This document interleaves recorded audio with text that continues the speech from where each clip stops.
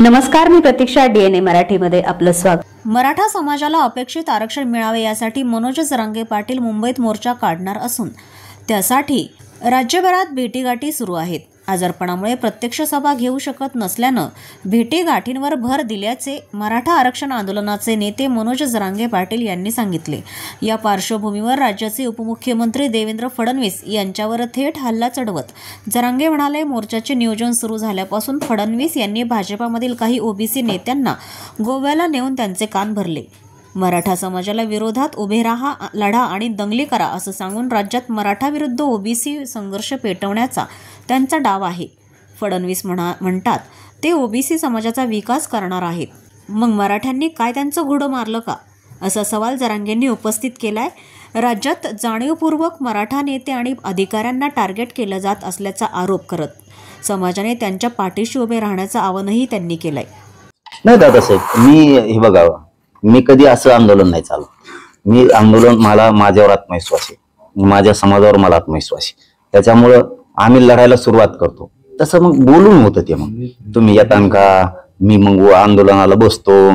ते आंदोलन कधीच यशस्वी होत नाही, माझा अनुभव आहे.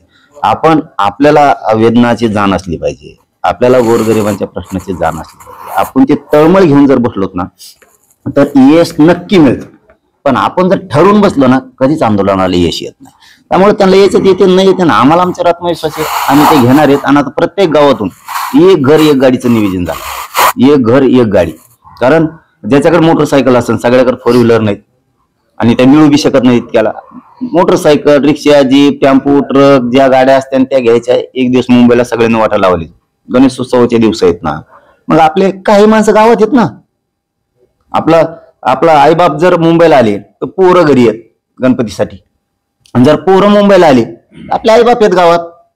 त्यामुळे उत्सवही बंद पडत नाही आणि आपल्या लेकरांचं आयुष्याचं वाटोळं होत नाही, त्यांचं भविष्य पण बंद पडत नाही. म्हणून मराठ्यांनी एक घरी एक गाडीची तयारी केली. सरकार फक्त आश्वासनं देते, त्याची काही अंमलबजावणी होत नाही. साधारणतः मुख्यमंत्री असतील, दोन उपमुख्यमंत्री असतील, अनेक बैठका झाल्या, तरी देखील काही अद्याप येतो नाही. काय कसं बघा, काय लय मक्कर जाऊन येते, पटापटा कामच करीत नाहीत. असं लोकांना असं बेजार करून टाकतात ना. गोरगरीब जनतेला बेजार करतात, मराठ्यांना बेजार करतात, 18 वगैरे जातीच्या लोकांना बेजार करतात, मुद्दाम देत नाही. दलित मुस्लिमाला द्यायचे नाही. आता तर नवीनच सुरू केलंय, मी त्या देवेंद्र फडणवीस बहादरांनी ते की मी ओबीसी साठी लढणार आणि मराठ्यासाठी कोण लढणार. मग तिथं काय चावतं का? हे कोणत्या भांडणं लावायची पद्धती? काय लढावं ओबीसी साठी?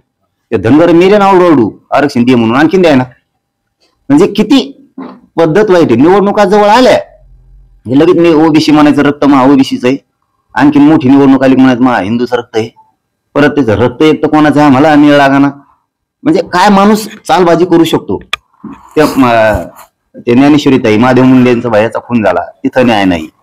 धनगर समाजाच्या आरक्षणाचा प्रश्न नाही, दलित बांधवांच्या योजनेचा प्रश्न नाही, कोणत्या शेतकऱ्यांचे प्रश्न सोडवत नाही, त्या मुस्लिमांच्या आरक्षणाचा प्रश्न सोडवत नाही. त्या मला वाटतं 12 बलुतेदार त्यांच्या मायक्रो ओबीसीचे त्यांच्या आरक्षणाचा प्रश्न आहे, तोही सोडवित नाही. इथं काही समाजाला आपल्या राज्यात वेगळं आरक्षण आहे, बाहेर वेगळं. इथं ते ओबीसी देतात, तिकडे एससी एसटी देतात. दुसरा त्यांचा प्रश्न सोडवत नाही. रजपुताचा प्रश्न तसाच पडलाय, त्यांचा तर मिळच नाही. महादेव कोळी अर्धे ओबीसी देतात, अर्ध्याचा मिळच नाही.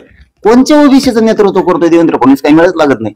कोणासाठी लढतोय? नुसता लढतो, नुसते महामंडळ ओपन करतो, एक रुपया नाही त्याच्यात. ही पद्धत चांगली नाही. आता लोकांना ओबीसी सुद्धा कळून चुकलं, हे फक्त भांडण लावायचं काम करतोय. त्याला आता आम्ही 29 मुंबई चाललोत ना, त्याने आखणी केली वाटतं गोव्यात. सगळे ओबीसीचे तिकडे नेले आणि त्यांच्याच पक्षाचे ओबीसीचे, बाकीचे ओबीसीत जात नाहीत. त्यांच्या पक्षाचे ओबीसी तिकडे आणि त्यांचे कानं भरलेत वाटतं मराठ्याच्या विरोधात दंगल करा म्हणून. जर का दंगल झाली ना देवेंद्र फडणवीस साहेब, तर जबाबदारच तू आहे आता. हो, इथं आता मोकळीक नाहीये आणि मराठ्याने सुद्धा सावध राहा. ती त्या परिस्थितीचा अंदाजा दिसतोय, कारण त्याने आता तिकडे गोव्यात नेऊन समुद्राकडे लोक नेऊन तिकडे पोहायला लावून त्यांनी कानं भरलेत वाटतं. पैसा नसेला दिसतोय महाराष्ट्रातला. हे चुकीचं काम देवेंद्र फडणवीसनी येत्या काळात तरी करू नये, कारण जनता मराठ्यांनी तो काही वाईट केला नाही. पण बरं झालं ती म्हणला मराठ्याचे डोळे उघडले. आता त्यांच्या पक्षात असणाऱ्या, सत्तेत असणाऱ्या मराठ्यांनी डोळे उघडले की सरळ म्हणून जातोय. म्हणजे सगळ्या राज्याचा प्रमुख व्यक्ती देवेंद्र फडणवीस डायरेक्ट म्हणतोय की मी ओबीसीसाठी लढणार, मराठ्यासाठी नाही लढणार. म्हणून मराठ्याचे डोळे उघडले आणि चांगलं झालं ते. आणि मराठ्यांनो डोळे उघडा, नका पोरांचा वाटोळ करू, नुसत्या पॉम्पलेट चिटकीदा आणि त्या निवडून आणता. आज लढतोय का तुमच्या पोरासाठी? जाहीर बोलतोय की मी ओबीसी साठी लढणार, मराठीसाठी नाही लढणार. सावधवान, मुंबईला चला, उगा लोकांना अडू नका. मराठ्यांचे ज्या ज्या पक्षात लोक आहेत त्यांनी मराठ्यांच्या गोरगरिबाला अडू नका. तुमच्या देवेंद्र फडणवीसचं ऐकून सगळ्याला मुंबईकडे काढून द्या. तुम्हाला जर पक्षात त्रास असेल, प्रमुख काही 1500 लोकांना, महाराष्ट्रातल्या मराठ्यांना, तुम्ही येऊ नका, पण बाकीच्याला अडू नका. कारण समजून घ्या, काळ वाईट आला, काळ वाईट आलाय, काळ वाईट आणायला लागला देवेंद्र फडणवीस. म्हणून तुम्ही तुमचा हिसका दाखवा ना अंधारातून. मराठ्यांचे सत्ताधाऱ्यातले जेवढे नेते आहेत, आमदार खासदार मंत्री, विरोधातले जेवढे आमदार खासदार मंत्री आहेत, यांनी जरा डोळे उघडा ना, आतून तुमचा हिसका दाखवा ना. आमच्या पोराला अडीतो का म्हणा, आमच्या पोरांना आरक्षण देत नाही का तू, तुला बी आम्ही दाखवतो. त्या सगळे झेंडा आणि इकडे लोक द्या काढून सगळे. अडू नका, तरच जात सुधरल. कारण त्यांनी देवेंद्र फडणवीसने विचार करून बघा. मी अहिल्यानगरीतून महत्वाचा संदेश सांगतो मराठ्यांना, मराठ्याच्या विशेष नेत्याला, सगळ्या पक्षातल्या. देवेंद्र फडणवीस जाणून बुजवून मराठ्यांचे नेते संपवायला लागलाय. आमचा कैलवास नाही, तुम्ही सावध व्हा. मराठ्यांच्या अधिकाऱ्याला सुद्धा त्रास व्हायला लागलाय. पुढच्या काळात मराठ्यांना या अहिल्यानगरीतून माझं आव्हान आहे, आपल्याला अधिकाऱ्याला जर त्रास दिला मराठ्याच्या राज्यात, आपल्याला त्यांच्या बाजूने ताकदीने उभा राहावं लागणार आहे. देवेंद्र फडणवीस जाणून बुजून मराठ्यांचे अधिकारी संपवायला बघतोय, मराठ्यांचे नेते पण संपायला बघतोय. सावध व्हा. प्रतिनिधी मुंतजीर शेख, DNA मराठी, अहिल्यानगर.